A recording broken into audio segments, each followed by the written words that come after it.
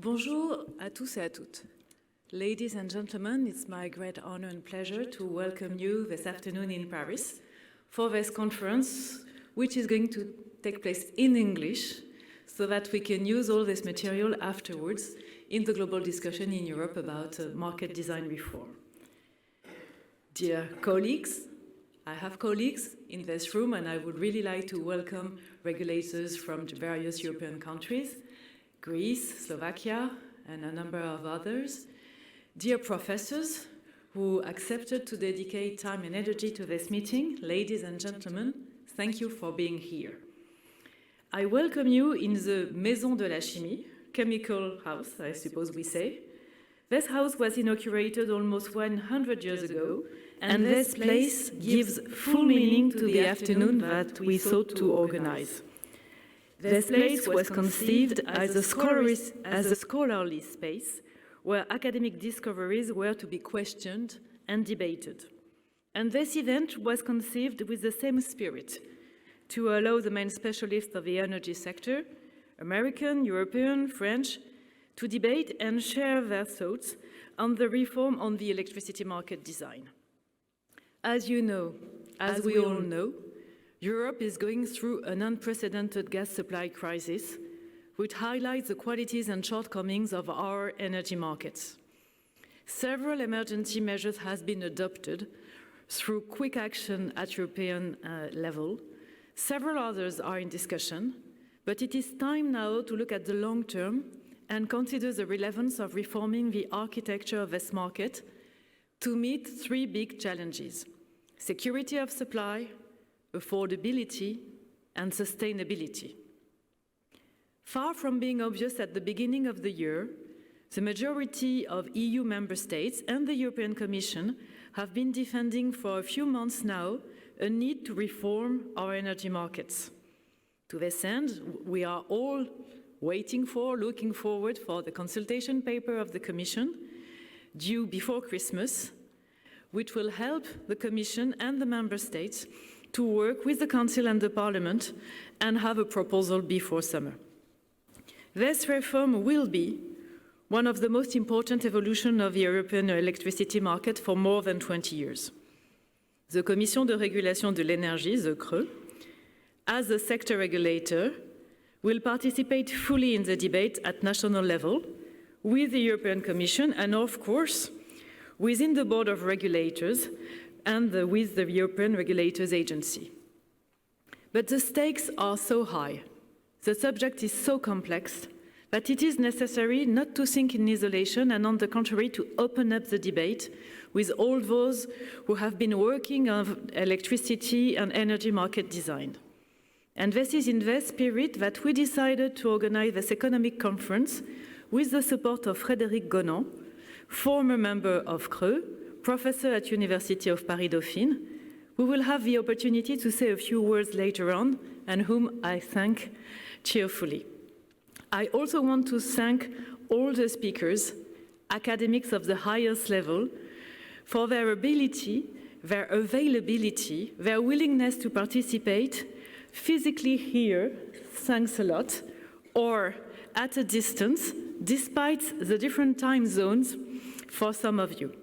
Academic reflection are extremely important, and they are going to be particularly valuable in the debate.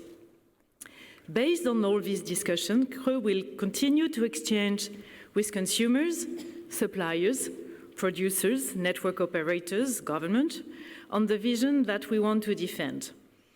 But of course, discussion will help, and we will be stronger if we are able to carry on everyone at our own level to the European institutions. Now is the time for in-depth discussion in this academic conference. Security of supply, price formation, incentive for investment, relationship between prices paid by consumers, investment for long-term, decarbonation. The topic and the agenda are numerous and complex, and we count on all of you to enlighten us. Madame the Minister for Energy Transition, Agnès PANNIER-RUNACHER, will join us in a few minutes and will honor us with her presence to introduce the debates. In advance, I thank Madam Minister for being here with us today. We know that government we will be negotiating the reform with colleagues and peers is dedicated to this topic, and I hope she will find useful our discussions in the 3 panels of this afternoon. Anyway, I can assure everybody you can rely on the technical expertise of CRE in the coming months to come up with best possible developments. So I wish to everybody a very good conference, and waiting for Madam Minister, I will give the floor to Frédéric Gonand to go on a little bit with the organization of this meeting. Thanks a lot.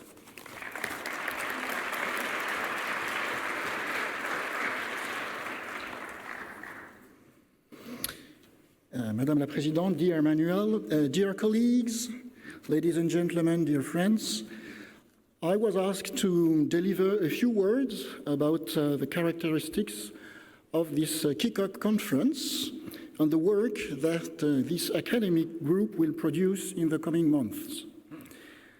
I would like to emphasize that this exercise, this conference, and the subsequent work of the group will not be like a number of other conferences and documents, how interesting they may be, because the methods we are going to follow and to apply are a bit different.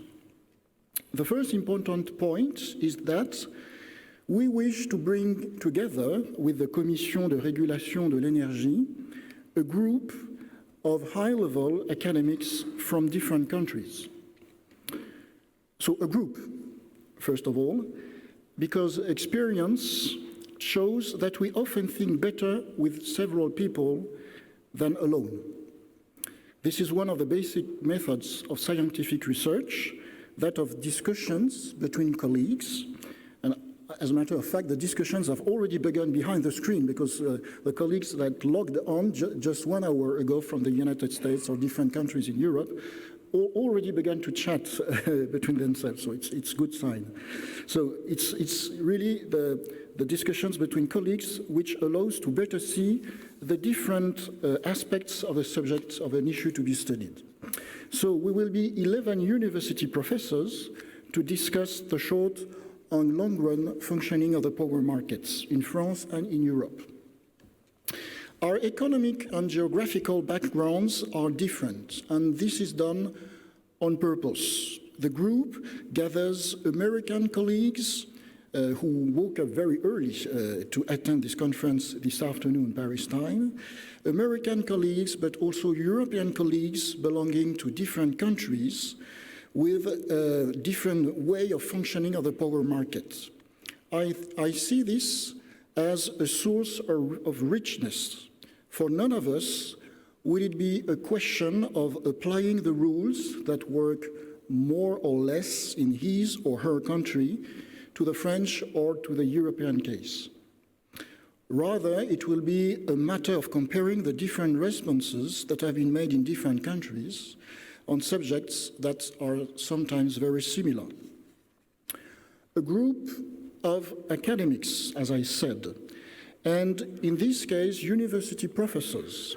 That is to say that the people we are gathering here have both a long and sometimes very high-level experience of scientific research, but all of them also have a long experience of teaching students. It's good to practice scientific research. It's even better to be able to share it and explain it to non-specialists. So what will be the objective of the report written by this group of academics from different countries? We hope that it will be able to enlighten French and European public decision makers on the functioning of the electricity markets. In my opinion, enlightening does not mean imposing nor proclaiming. I usually tell my students that I do not know very well what the complete truth is in economics, but I do think I can discern what is wrong in economics. And helping policymakers to avoid making mistakes is already an important part of our job, in my view at least. To enlighten public decision makers necessarily implies to formulate clear and, if and when possible, operationally feasible proposals. The academics that we have brought together in this group have enough experience to understand that economic analysis recommendations are bound to follow, so as to say, an evolutionary path once they reach the real world of administrations and political decision-making. The recommendations will have to be clear. For example, we as a group of academics advise you to go down this path. They can also be of the type, however, if you really want to implement such and such a device, then you must pay particular attention to such and such a side effect. A group of academics is necessarily a diversity of opinions. Economists are well aware that in their field there may be many differences in analysis, while there are many points also of consensus. Our documents will reflect this diversity of opinion, as it is intended to be signed and endorsed by all the members of the group. Therefore, when disagreements arise, which I don't see as tragic at all, but rather as enriching, the main text of the report will reflect the majority position, and a footnote will add the minority position. This will reflect what academics know how to do, namely, to clearly analyze reality in all its complexity. The documents we will produce in the next month will include a review of the scientific literature published on the market design of power markets. This seems to be all the more necessary as a significant part of the literature on the subject belongs to, so as to say, a gray area, which is interesting in itself, but not really academic in the sense of publishing articles in well-known, peer-reviewed journals. So this conference is articulated in 3 themes with 3 panels, which reflect what the members of the group have in mind on the issue that occupies us today. First of all, we will of course discuss the method of pricing, which raises formidable problems in the short and long term. And then we will address the central issues of investments in power production facilities and the conditions that make it possible. The third panel touches on an essential theme that sometimes seems to be somewhat forgotten, namely that of consumers. The issue is about the capacity of a market design to promote, as far as possible, the purchasing power of households and, at least as much, the competitiveness of industries. This third panel will look at this highly topical issue. We obviously wished to encourage the group's interactivity with the room gathered here. So there will be a microphone in the room, so that if you wish to ask a question, you will please do it. And normally there is also a QR code somewhere. Have you seen the QR code? Normally it's on your paper, so you just have to scan the QR code. You will be sent to an app. I didn't check, but it works, okay? And then you ask the question. So yeah, the minister is coming in 1 minute, so I have 1 minute to end up my speech, but it's okay. So please do not refrain from asking questions. I will read them and I will pass it to Geraldine, who is the moderator, the high-flying moderator this afternoon, and Geraldine will ask the question of the group.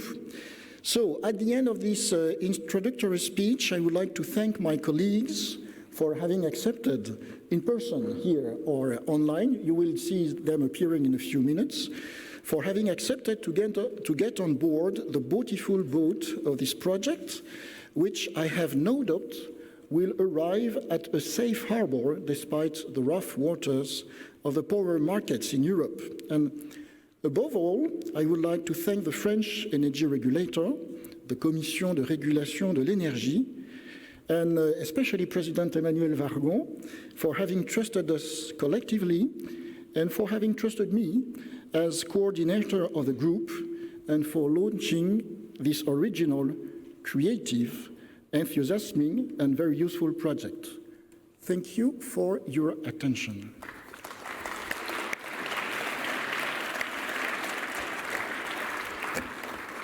So I understand that the minister is coming soon.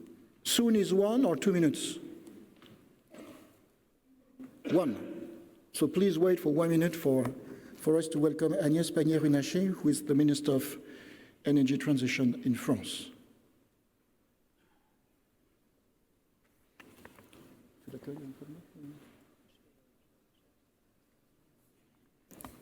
And here she is.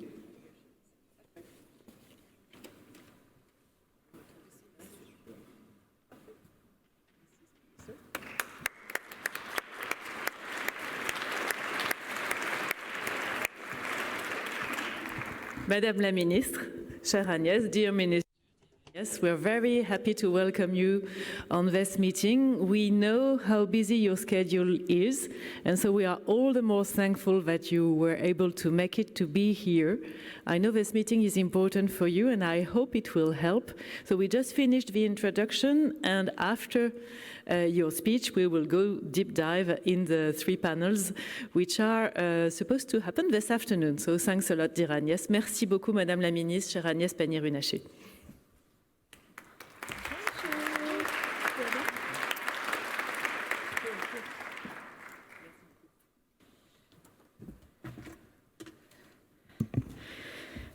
Mesdames et Messieurs les parlementaires,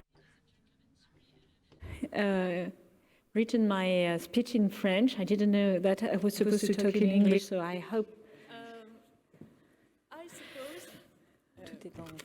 I suppose that you can speak in both languages. You can speak in French. We have a translation.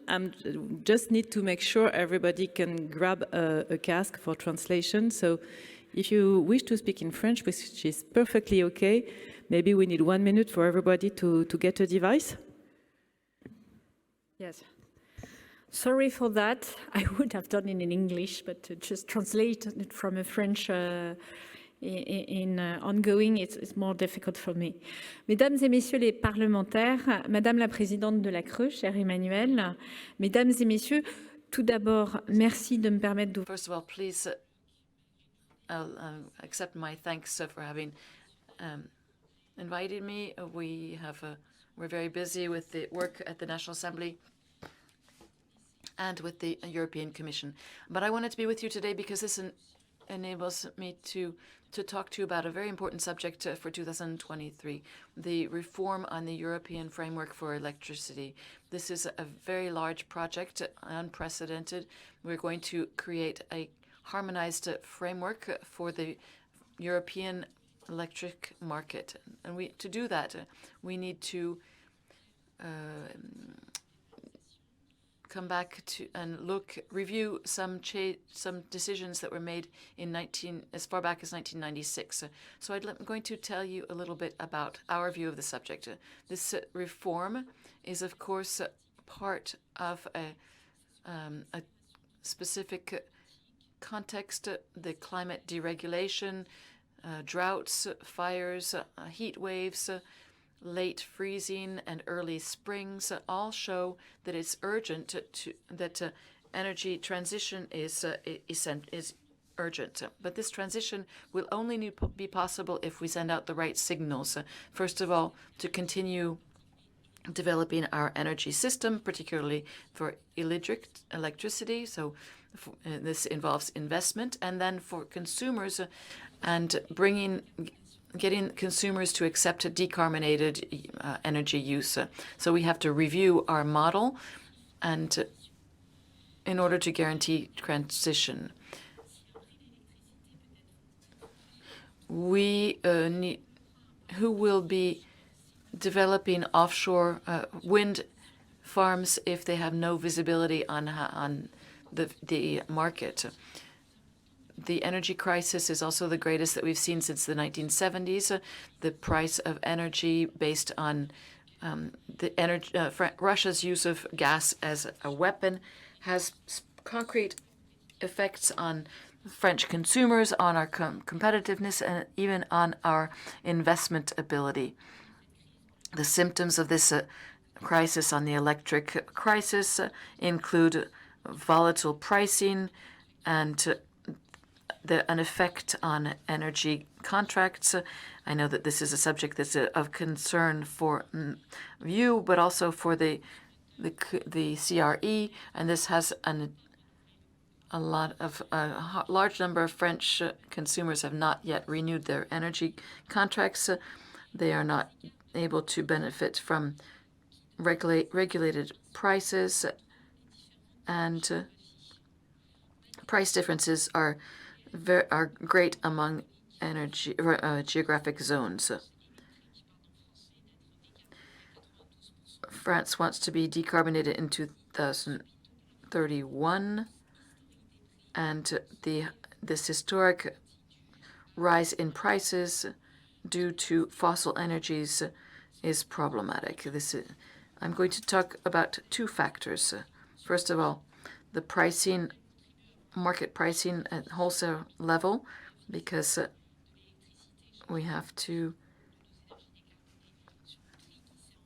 those prices are linked to the gas prices, and redistribution to stabilize prices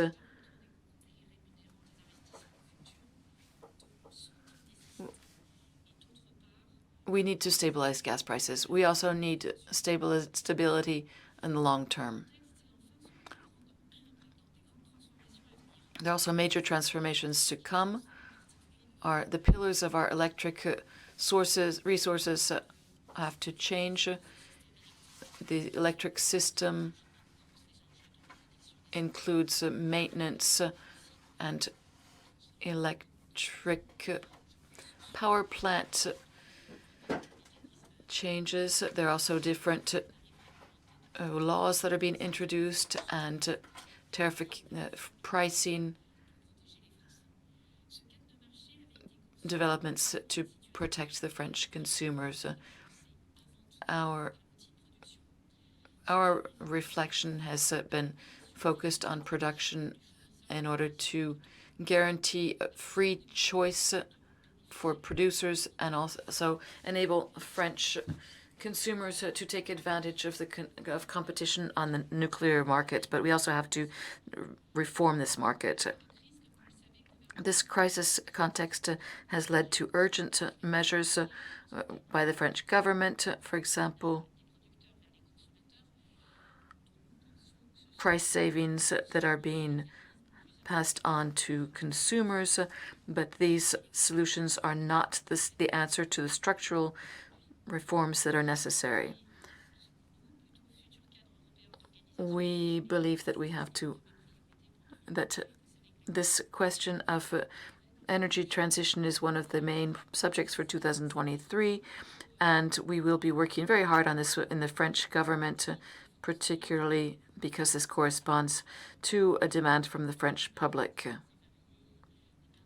And many documents have been published on this. This is a priority for all of our consumers, households, and others. We are looking for a coherent electric pricing system which will correspond to our mix and to our objectives in decarbonation. We also have to remain efficient in our everyday production capacities and in the alignment of offer and demand. But we also have to give the right pricing signals to encourage decarbonation. The work that we'll be doing has to lead to several changes on the European market design. First of all, the long-term stakes have to give visibility to our different actors. We have forgotten in market regulations that the energy market is based on very major investments which are amortized over a long period of time, and so short-term changes cannot always be the answer to this, cannot be a response to those investments. We believe that as part of the power purchase agreement in decarbonated electric production, there are ways of coming up with new forms of contracts. The contracts have already been developed but have not been implemented for all sources of decarbonated energy, for example, nuclear energy, and don't correspond to all the existing capacities. Those types of contracts should be developed, but also we have to remember that redistribution and protection of the producers is important.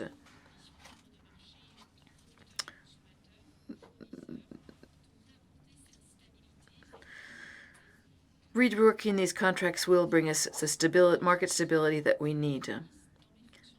As a Minister of Industry, I launched work on a guarantee against the risk of PPR, and as part of my responsibilities as Ministry for the Energy Transition, I'm working on a new law in this direction, and which will define this type of instrument. But in fact, the stakes really depend on how we can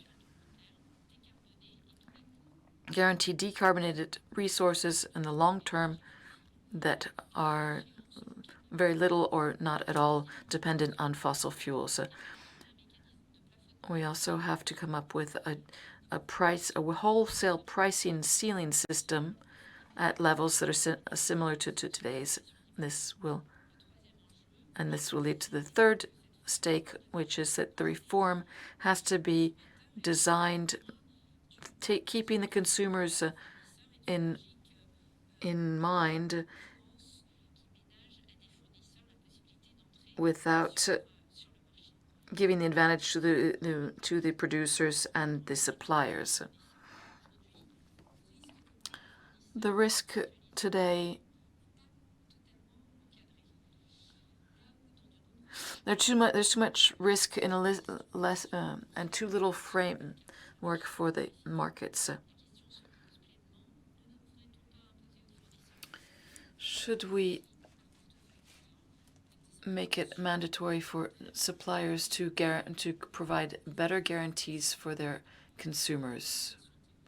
This is not just a theoretical question. We have to protect the consumers by guaranteeing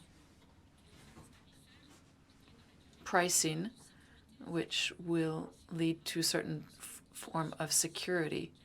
And finally, we have to protect consumers by guaranteeing that everyone plays their proper role. And that strategy will be very important to the future European market, but will have to evolve, and we will have to come up with ways of harmonizing our European instruments. This leads me to two important points. We have to make sure that the European electric grid remains secure despite the changes in the situation today. I know that you're all aware that the electric reform will have. We also have to guarantee the fact that each member state defines their energy mix as they wish. You know how the debate on nuclear was a very controversial subject at the European level, but it's also very important for our member states. And if we meet our climate objectives, it would seem legitimate to maintain a certain flexibility, particularly because we're all coming from different places, and so our decarbonation trajectories will be different. When we look at European market design, we don't want any discrimination in terms of the level of decarbonation. I believe that it's essential that we open the debate and talk with the community of economists, both French, European, and international. We don't want to be too Franco-French in our debate. Of course, there will be convergence points, and we need to take into account the different points of views both in Europe and internationally. And I'd like to thank the economists who are with us today for this symposium, and I'd like to thank those who have organized this symposium and those who have enabled me to launch this reform through thanks to an academic viewpoint. You know that this reform will have serious effects for our consumers, for France, for the European Union, and will require an alignment at the European Union, so convergence with our partners in order to move past misunderstandings and fractures that will force us to look for compromise. I believe it was important that I give you some of these details on the French government's strategy on the reform of the European market design. Thank you once again for having prepared this event today. I wish you a wonderful symposium, and I'm counting on you to supply us some proposals and some questions that will help us to move forward on this very important subject, essential, particularly for our industry and for social concord at the European level.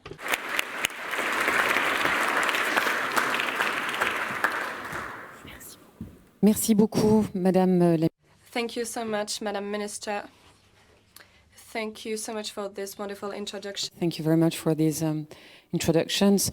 My name is Géraldine Amiel. I'm a partner of FGS Global. It's a consultancy, and for the sake of the record, I'm moderating here pro bono. That's very important, I think, that you know. And it's my pleasure, actually. I used to be a journalist, and I covered extensively the energy industry for more than 20 years. I'm very, very honored, actually, to be here with you, and distinguished member of the first panel. If we could have them on the screen, that would be fantastic. Because we're going to launch the first panel, so that, as a reminder, as Frédéric Gonand, whom I thank for having invited me, said earlier, we're going to have 3 panels, and it's a bit clunky because we all know that all these topics are absolutely intimately intertwined, and that it seems very artificial to do it that way, but we found it the best possible way to sort of frame the discussions, because they will go into every possible direction. We wanted fluidity and clarity.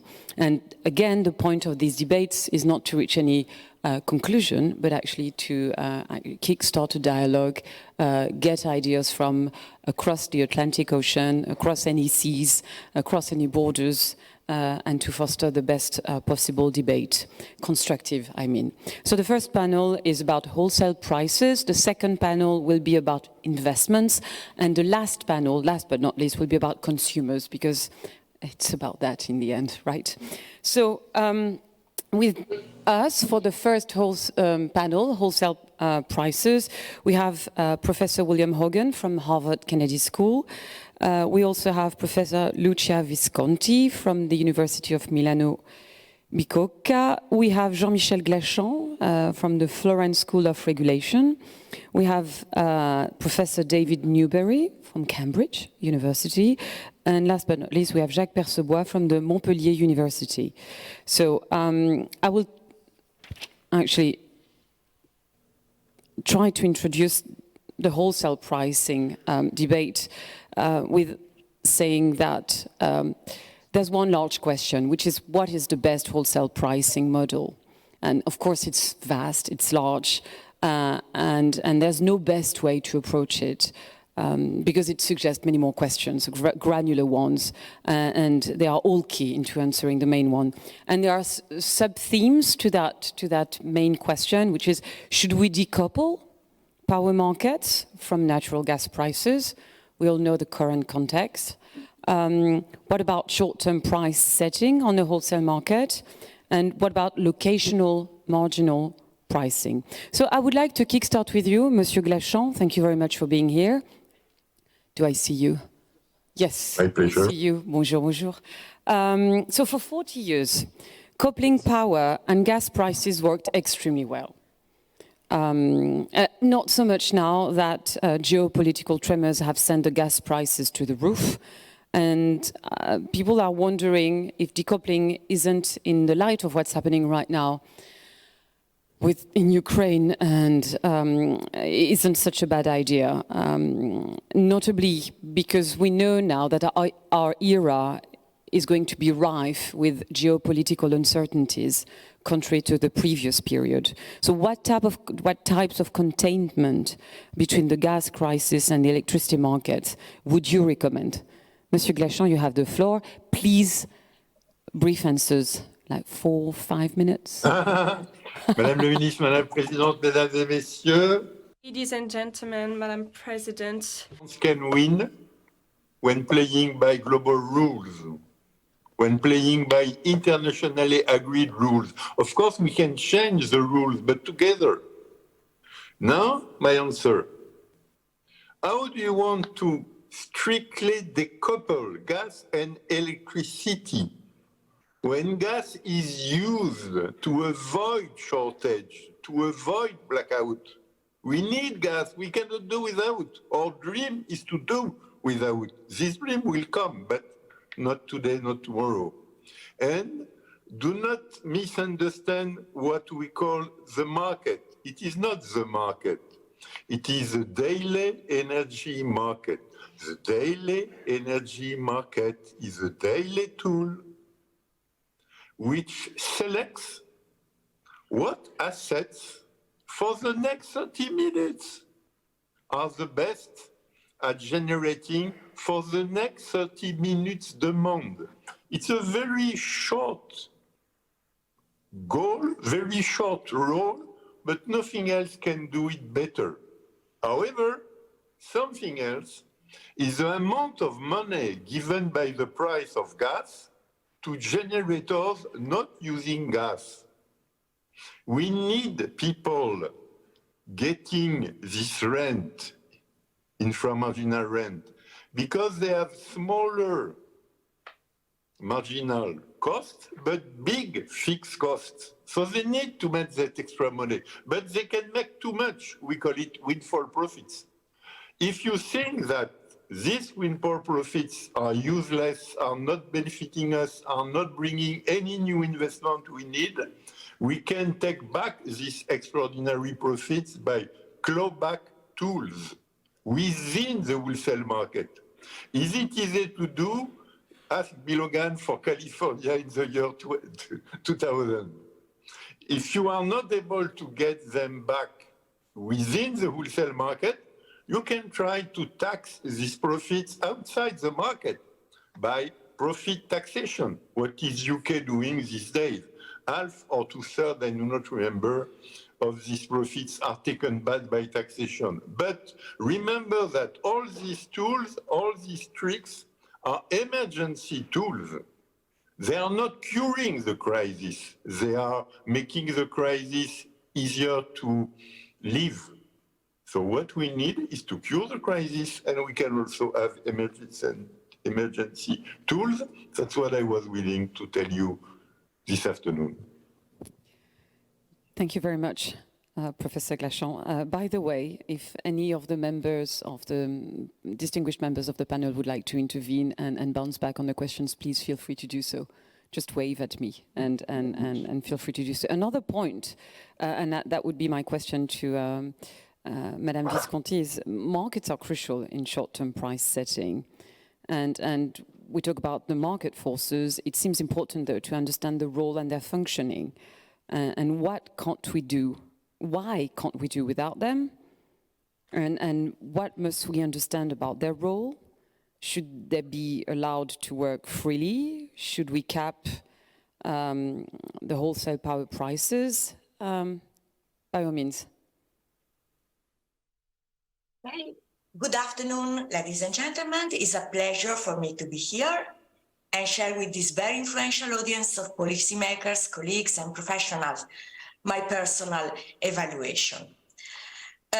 On the first point, we can evaluate different degrees of centralization or decentralization of the sale. We can have mandatory pool or bilateral contracts with then a balancing section or a mix of the two. But in a liberalized world, we definitely need an institution that integrates supply and demand, ensuring balance among them, and then defines a price of the good. And besides what I said about market design, it is important to understand what we expect from electricity markets. And we expect an efficient allocation. We expect competition. We expect that price reflects a supply condition and signals a scarcity event. Also, competition is the force deemed to attract investment, especially in more efficient low-cost unit, and finally reduce the electricity cost for buyers. So, for these reasons, the role of prices is fundamental, and based on the standard economic theory, we should leave them free to move and even to pick if this is necessary to remunerate some units. Maybe they remain idle most of the time, but they are necessary to safeguard the system security at particular times. And this original market design has been challenged in many instances in the last year with the advent of renewables or just at the beginning of market competition and the liberalization. The main concern was to avoid the exercise of market power. So to fix these problems, for example, price caps were introduced as a monopoly power limitation, for example, to solve this cause a missing money problem. Then the advent of RES challenged system security, pushing outside the merit order some gas-fired units that were flexibility provided. But in this case, capacity market are able to fix the problem, securing unit availability and also setting a reliability auction. Well, now high prices are a concern for regulator and policymakers, so I come to the last point. Shall we intervene on the market to correct anomalies? We have a short-term issue, and we can devise a short-term measure to ensure security and consumer protection without eating the whole market design. So such measures should be easily reversible when the crisis is over. If I have the time, I would like to comment on a couple of proposals submitted, and one is that presented by President von der Leyen with the so-called solidarity contribution to reduce the inframarginal rents gained by some power generating technology due to very high gas prices. Spain and Portugal, on the other side, established a cap, but on the cost that gas power plants may pay for the input. So if the market price of natural gas exceeds the cap, thermal generators are subsidized. Both these proposals has pros and cons, for example. They both imply a cap. The one is a sort of cap on revenues, and buyers can receive a subsidy taken from this levy. The Iberian proposal subsidy is paid to generation, hoping to reduce the equilibrium price, but consumers may pay a lower price, but then there is to find a way to finance the subsidy. So this is a very interesting discussion on tax subsidy shifting that could be done at this point.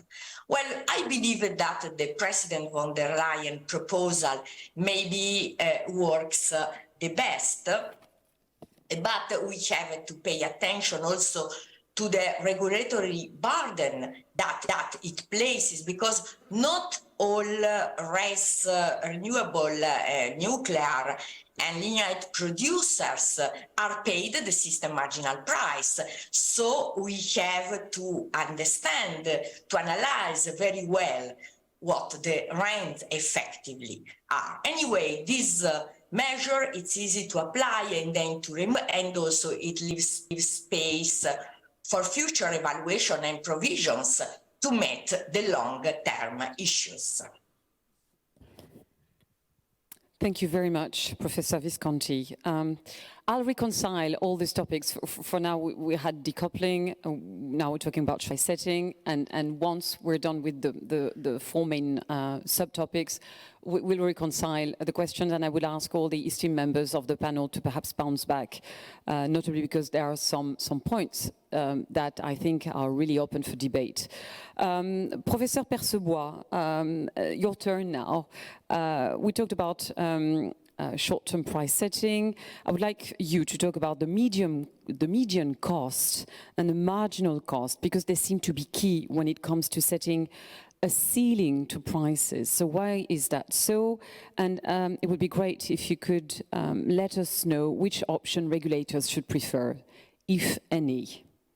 Monsieur Percebois. On ne vous entend pas. Thank you. Ah, ça y est. Thank you very much for this invitation. Yes, I think a merit order based on a weighted average marginal cost with financial compensation available for those plants whose costs are higher than the average may be a solution. Such a mechanism will lead to a drop in prices, particularly when the gas price is high. The system works very well in France because a large proportion of the French electricity mix benefits from a low marginal cost, nuclear, hydro, and renewable.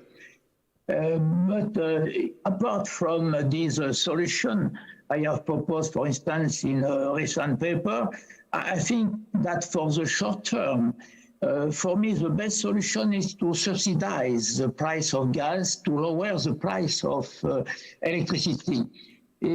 Subsidizing the gas used by the power station will reduce the marginal cost and therefore will reduce the market price of electricity.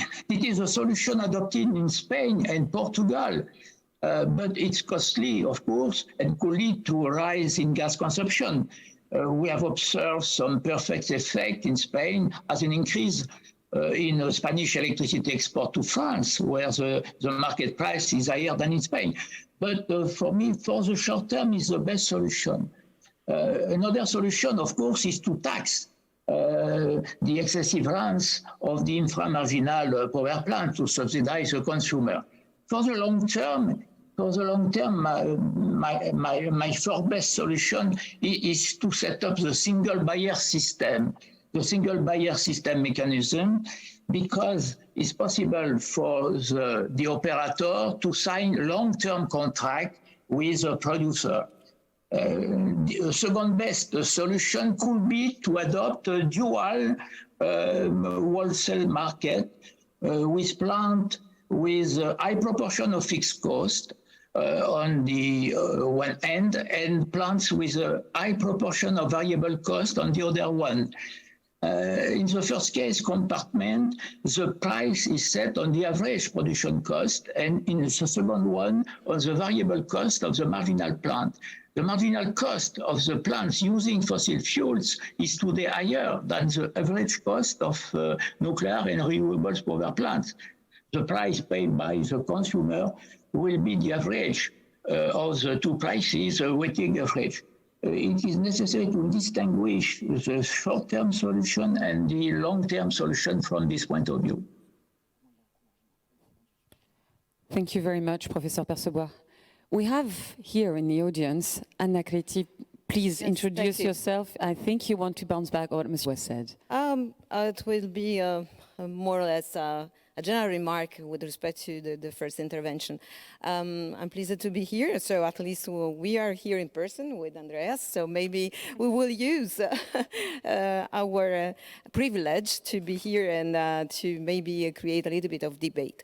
If I can summarize what is going on from the first... I'm sorry, I forgot. I'm so sorry. Anna Creti is a professor at the Université Paris-Dauphine. I apologize. Yeah, no problem. Since I am Italian, I'm in between two systems, two markets, so that's another privilege.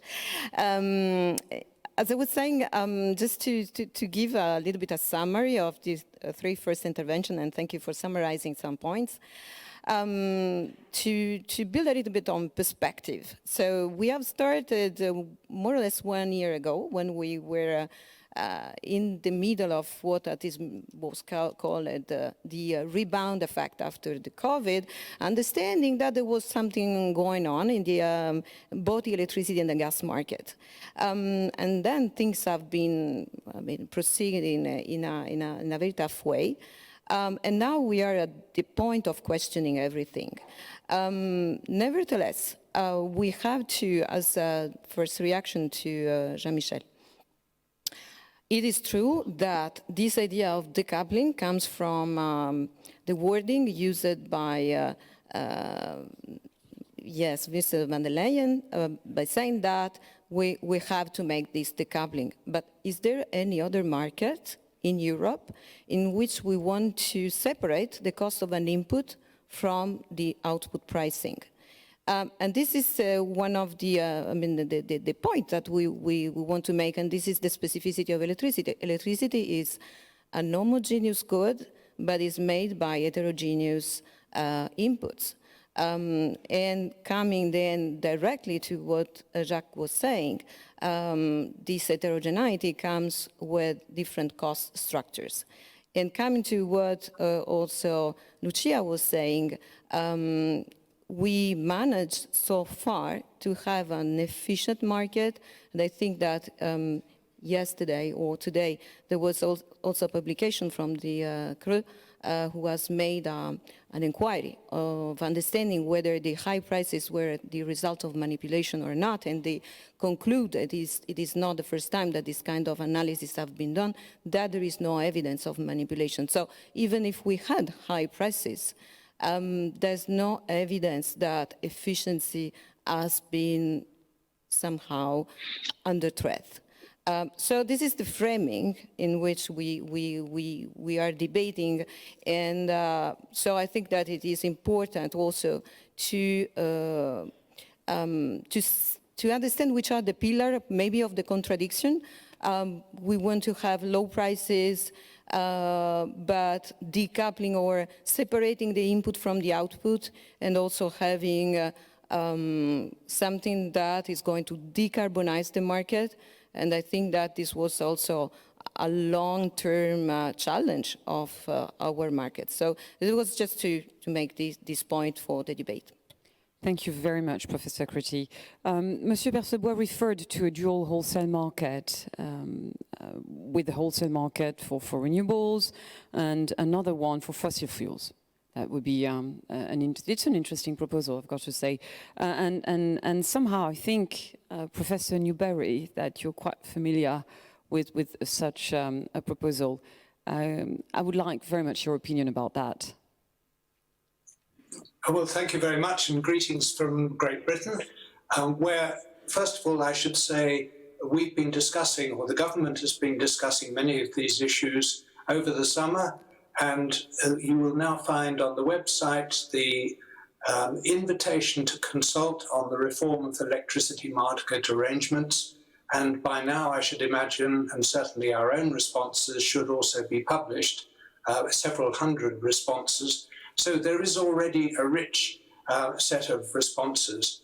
As far as I can see, all of the economists agree that the so-called two-market solution, which I think was proposed by Oxford and University College London, is completely crazy when it applies to the wholesale or the spot market. It's really important that marginal prices guide marginal decisions. If you want to reduce the demand for gas, then you have to signal that it's very expensive to use gas as it's turned into electricity and gas-fired generation. So you want to retain that signal for economizing. But what we should remember is that we have two contract markets, certainly in Britain. So we, and I think most European countries now, have long-term contracts at fixed prices for renewable electricity. Our next nuclear power station will have a long-term regulated cost-based contract price for nuclear power, and I'm sure that will be similar for other expensive baseload power like carbon capture and storage. So the counterparty to those long-term contracts, in Britain it's the low carbon counterpart company, is a publicly owned company. The profits it makes buying at the low renewables prices, and that market price then determines the difference, is available to consumers and should be passed back to consumers. So the other part of it is the flexible generation, which the suggestion from the two market people is that there should be two separate wholesale markets. Instead, it would seem much more sensible, especially when we move to the need for more flexible generation, to have what we have, a capacity market, which is an auction to determine the missing money that's required. And one hopes again that this will make available sufficient quantities to provide a reasonable market price. Now, the consequence of this is that profits on the low-cost, low-carbon technologies can be passed back to consumers, and later on in the final session, we will discuss the best way to do that. But my response is, whatever we do to transfer those inframarginal rents, we do need to keep the marginal prices to encourage, particularly at a time of scarcity of gas, the need to economize on that. And that's what a marginal price does. So thank you. Thank you very much, Professor Newbery. Well, actually, I'd like now to turn to Professor Hogan, and we are extremely fortunate to have you here as well. But since Professor Newbery mentioned marginal pricing, I would like to turn to localization and locational marginal pricing. Why? Because we mentioned different models, and we're here, I'm physically in France. There's something about the French model that needs to be said. It's all about ignoring where our output facilities are placed, are located when you're an end consumer. It's all about ignoring the state of infrastructures. All French citizens are supposed to be equal and to pay the same price. So be you in Saint-Pierre-et-Miquelon, which is closer to Canada than France, be you in New Caledonia, which is closer to China, you will pay basically the same price. The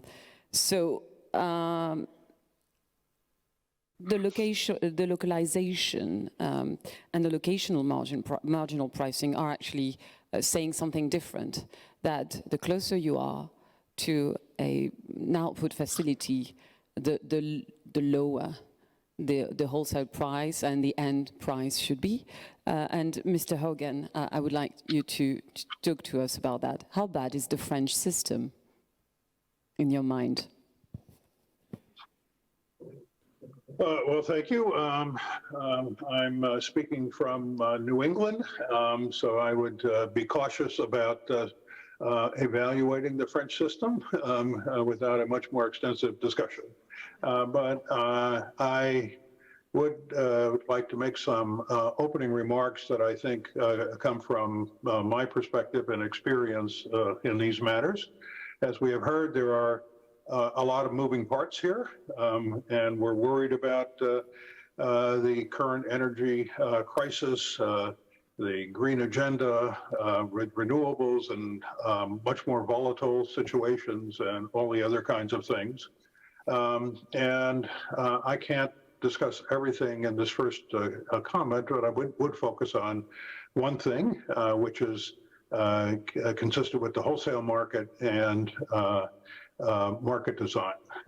And one of the frameworks that I think is helpful for thinking about this is looking for necessary conditions if you want to achieve what you claim you're trying to accomplish.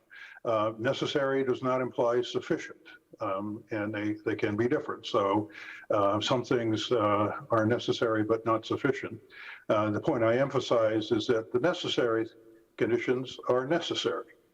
And that's often gets forgotten in these conversations because people are more worried about the political part of political economy than the economy part. So let me go through what my characterization is for real time and the necessary conditions. It depends on what you're trying to accomplish. And I have 5 things that I would say are in a list. One is that we have to operate a secure system. So this is security constraints. And I take that for granted and use that as, and that's part of the background, that it involves all the engineering characteristics. Second is that market participants or participants in general have discretion.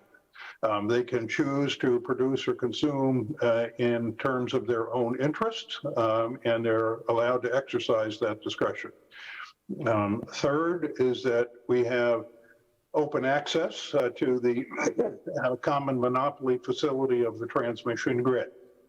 So everyone can participate. And this has been a long time policy framework here in the United States. Next is that we have non-discrimination in the treatment of the parties in that market. So people in the same situation are treated the same, as opposed to having special classes to get prior access to something or whatever. So non-discrimination. And then finally, economic efficiency. We want to achieve economic efficiency so that we have the ability to deal with the problems that have been laid out so far without incurring unnecessarily high costs.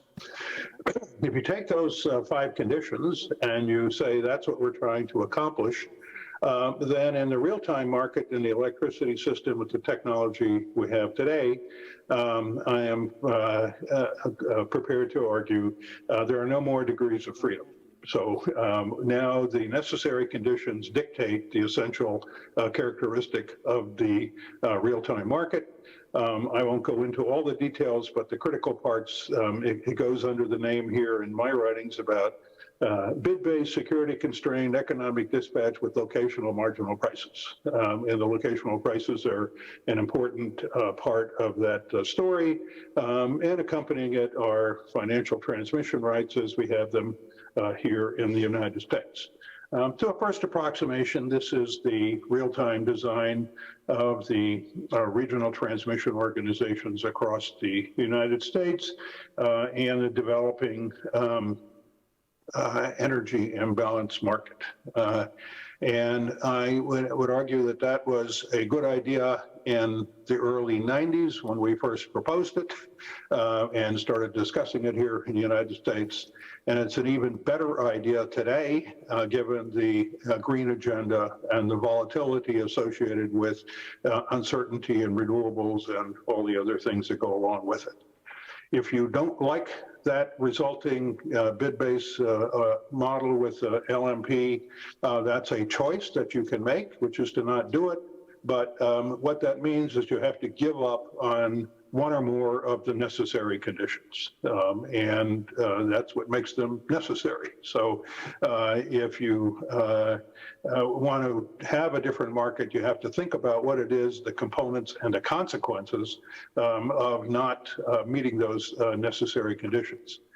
We have experience with that in the United States, most of it unhappy, and trying to claim we're meeting the necessary conditions, but not having a market design that is consistent with that. And we have evolved in that direction.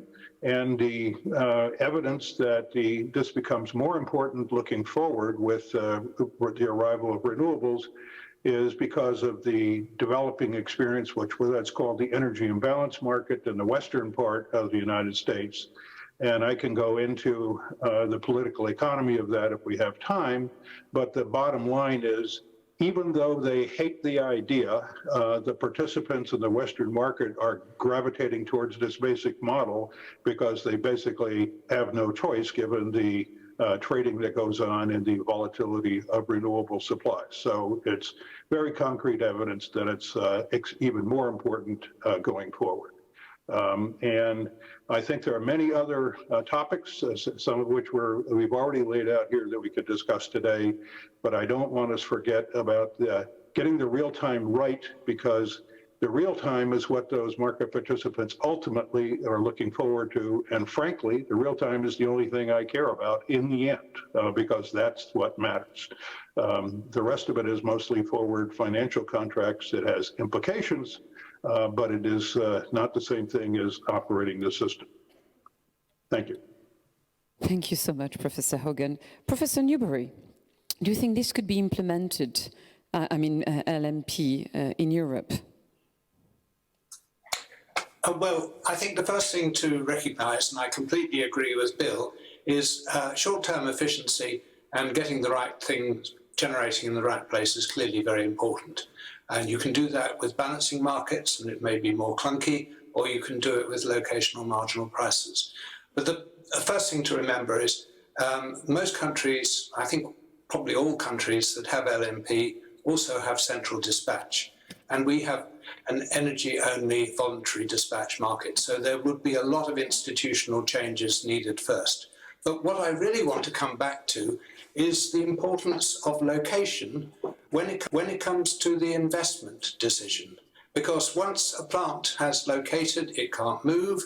If it locates in the least system cost place, that may not be where the resource, the wind or the sun, is necessarily best, but where the resource is best may involve a huge amount of transmission investment, which can be very difficult.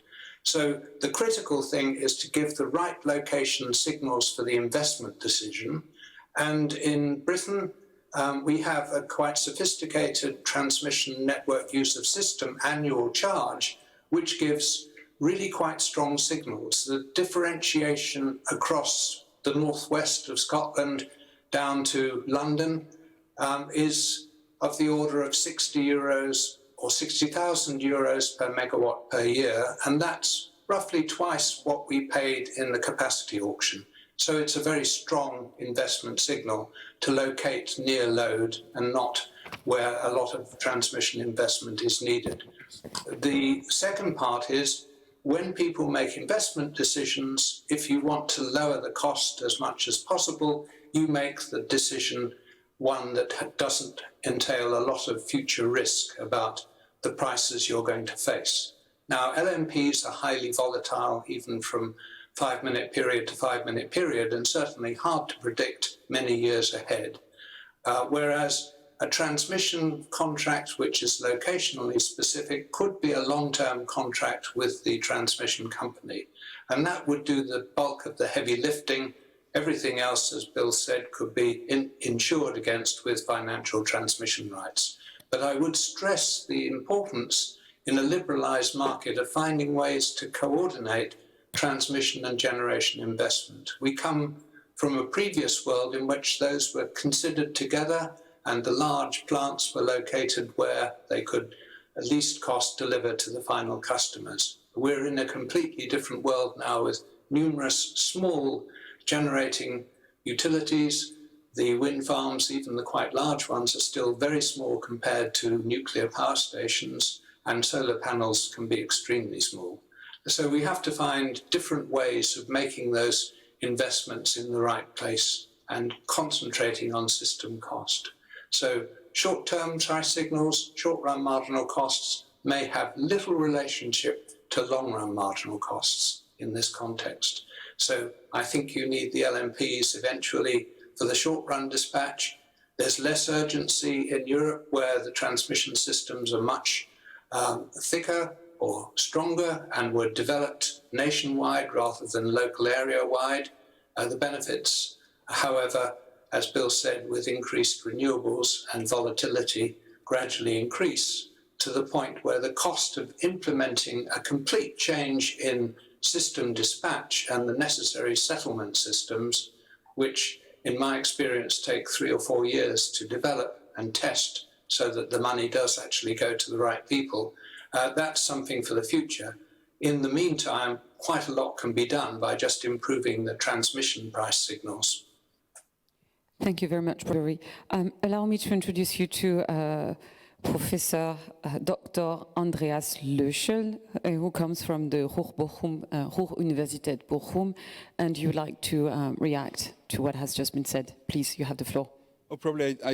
Thanks a lot for being for having me and for giving the possibility to exchange some ideas. So I probably wanted to add something that Paul said and as well Professor Newbery said. Of course, it's really important now to have these locational pricing signals right. And in our case in Germany, I mean, we are now running in really serious problems with a lot of possibilities for low-cost investments of renewables in the north, in the also offshore wind, and a lot of industry sitting in the south, but with one bidding zone, which is generating more and more system costs for rebalancing the systems. So this is something that is really crucial, I would agree, but of course there is a political economy problem implementing it, and I think one has to find ways to secure these more efficient systems while still taking into account the distributional consequences. So, and I think there are possibilities. We have heard, I think, this a bit. These are two things: incentivizing demand and supply, delivering into the grid on the one hand, and the network charges there, and on the other hand, distributing the costs to in industries that are sitting there. So I think that's really important. Another point I would like to make was on the spillover from the natural gas market to the electricity market. Well, now again, not coming from the Iberian Peninsula, but from a country in the middle of Europe. Of course, the situation is a bit different. So we see a lot of danger of spillovers from the electricity market to the gas market, and this is in a situation where we are emptying our storages more than 1% per day at the moment.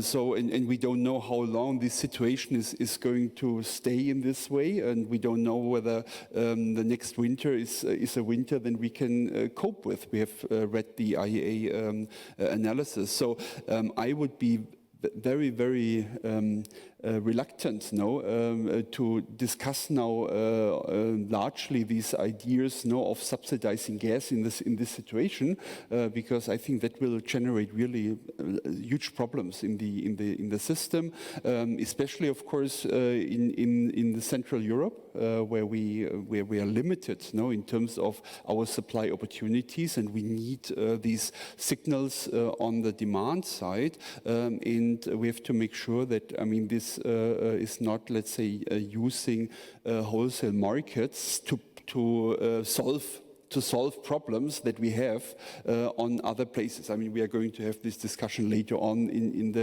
the third part where we talk about consumers. But we have heard how important the wholesale markets are, and we should, I think, as well discuss how we can make them better. I mean, there are possibilities, of course, as well to improve for the market. If you think about how we are constructing the blocks in the markets and what you allow there to match better on the markets. I think these are good things, how you are actually extending the time dimensions of these products. I think these are all good things to consider, but we should try to keep these systems for the short-term dispatch as intact as possible. Thank you very much. Please go ahead, Madame Créti, you want to bounce back. Thanks again. Just a short comment, using Italy as an example, in which we don't have exactly locational marginal pricing, but we have zonal prices. And it's a country in which our mix is basically dominated by renewables and gas. which has been a little bit difficult to manage, but our experience in setting zonal prices, so just to have an idea, in Italy we have, including the interconnection, 21 zones in order to also to benefit from the integration in the European market. And we have started investing in renewables since the 80s with the specific objective to become more secure, have more security supply in the electricity system, since we decided to give up nuclear technology. What happens after the application of zonal pricing is that zonal prices is then giving the value of the renewable electricity at the regional level, but not for consumers, in the sense that then what the consumer pays is a weighted average of the different zones. And what we have observed in the very rapid growth of the renewable generation in Italy is that the geographical pattern, exactly, the location was perhaps not the optimal one in terms of efficiency, in terms of productivity of renewables, but it has been, because we don't have a signal that links the location to the amount of renewable generation. So we had to manage a lot of congestion in the electricity system, and I come back to a remark that has been made by Professor Newbery. So if we want something similar, we have to be ready to invest a lot, maybe more than what we have so far done at the European scale, because especially the interconnection within countries have already been reinforced. But if we want to generalize the location and marginal pricing, so even going farther, the idea of zonal pricing that we have in Europe, then we have to reconsider also the infrastructure that is called of public interest. So including also the cross-border interconnection and the allocation rules of that capacity. Thank you very much. I would like, so we took a lot of questions we got from the chat. Unfortunately, not all questions are going to be answered today because there are too many of them. But here's one for Professor Percebois. You said you were in favor of a weighted average marginal price as the wholesale price. And I wonder if you somewhat disagree with Professor Glachant and Professor Newbery, who've both advocated for keeping marginal pricing. Monsieur Percebois. Yes, but we have to keep in mind that the decarbonization of the electricity mix will push out power plants with a high proportion of variable cost, and this will lead to a preference for power stations with high proportion of fixed costs, such as renewable and nuclear power.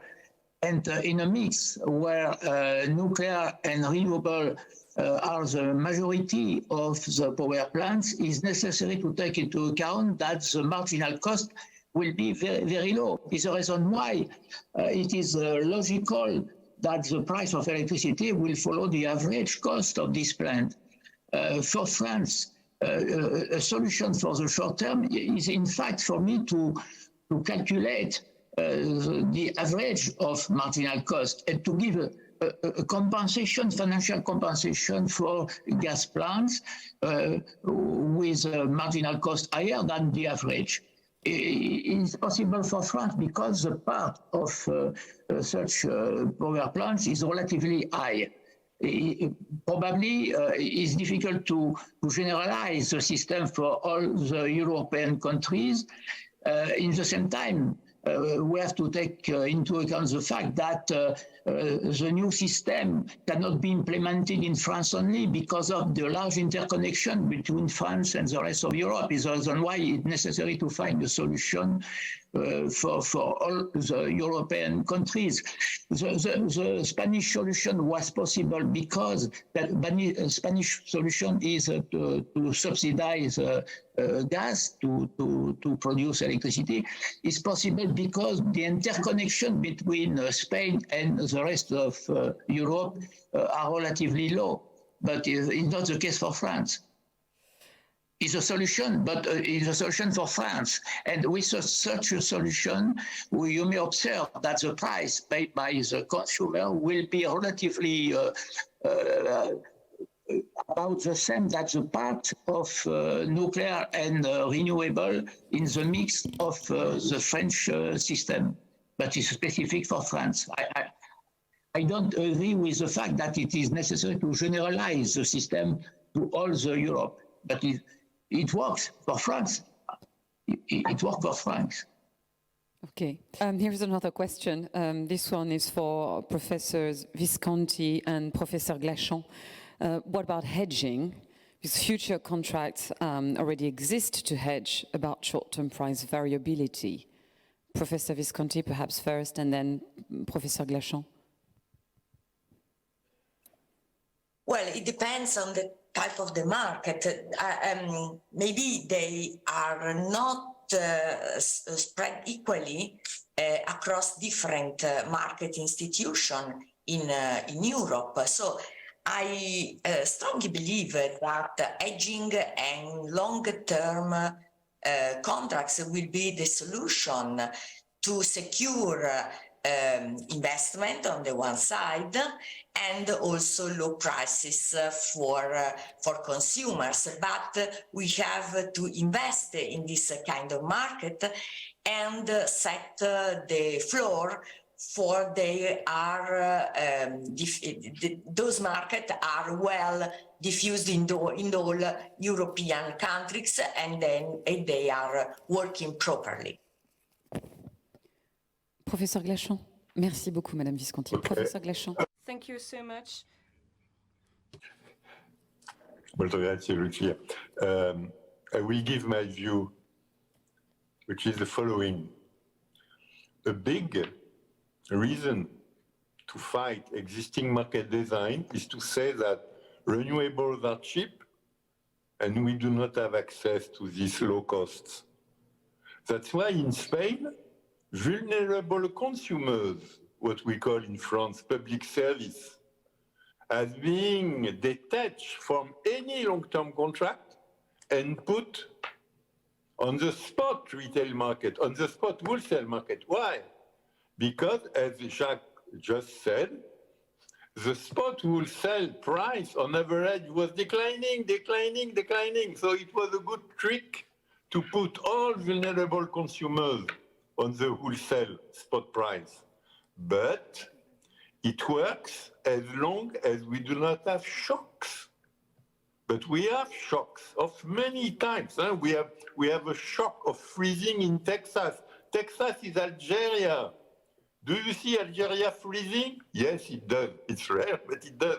So if the purpose is to avoid price shocks because of political consequences and of social consequences, we need more hedging. We being public authorities, because consumers do not really understand yet what it means. Even in my own family, my brothers, sister, kids do not understand it. So it's a kind of political decision. So we want more hedging against price shocks. And it's not too difficult to do when we have no crisis, because we can push suppliers to hedge more. When we are inside the crisis, you cannot hedge because generators will ask you to pay an incredible price for hedging. But we can use emergency tricks, emergency tools we have seen a moment ago to decrease the price paid by the consumers.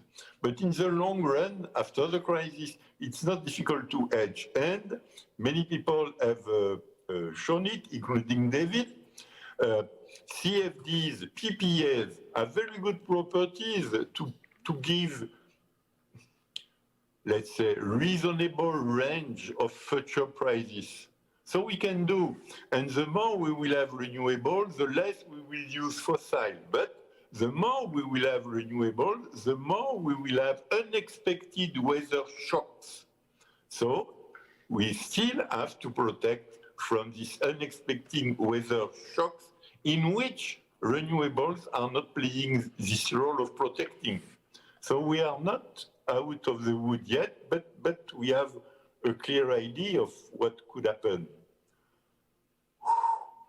I expect I'm not exhausted your ability to follow my talk.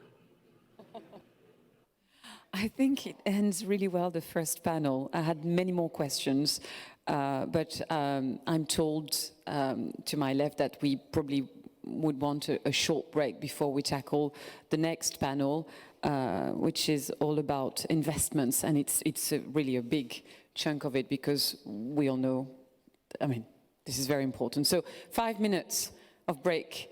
And then please do come back so that we spend more time with all our esteemed panel members discussing what I hope for you is a very enriching discussion. Thank you very much. Thank you, everyone. 5 minutes, 5, not more.